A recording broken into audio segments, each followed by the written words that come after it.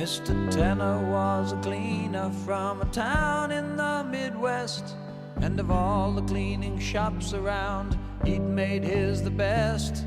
He also was a baritone who sang while hanging clothes. He practiced scales while pressing tails and sang at local shows.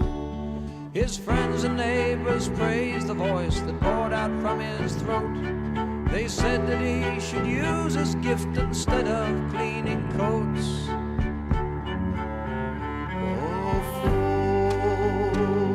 But music was his life, it was not his livelihood, and it made him feel so happy, and it made him feel so good. He sang from his heart, and he sang from his soul.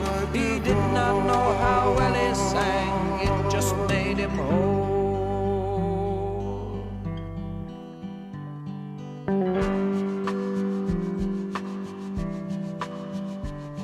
His friends kept working on him to try music out full time.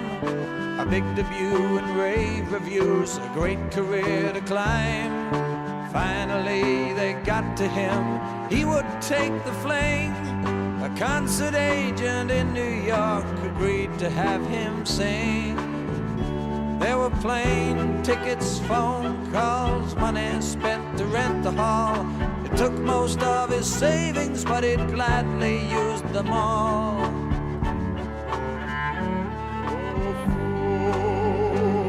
But music was his life, it was not his livelihood, and it made him feel so happy, and it made him feel so good. He sang from his heart, and he sang from his soul. He did not know how well he sang, it just made him whole.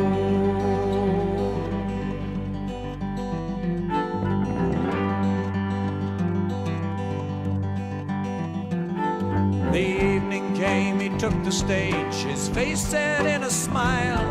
In the half-filled hall, the critics sat, watching on the aisle. The concert was a blur to him, spatters of applause. He did not know how well he sang, he only heard the flaws. But the critics were concise, it only took 4 lines, and no one could accuse them of being overkind. Mr. Martin Tanner, baritone of Dayton, Ohio, made his town hall debut last night. He came well prepared, but unfortunately his presentation was not up to contemporary professional standards. His voice lacks the range of tonal color necessary to make it consistently interesting. Full-time consideration of another endeavor might be in order.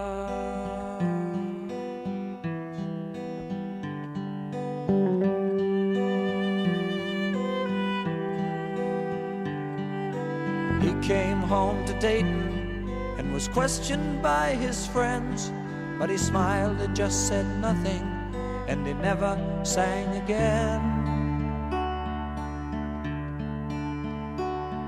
Excepting very late at night when the shop was dark and closed.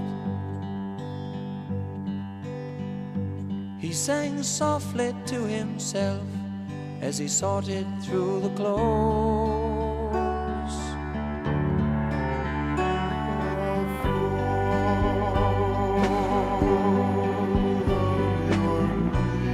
But music was his life, it was not his livelihood, and it made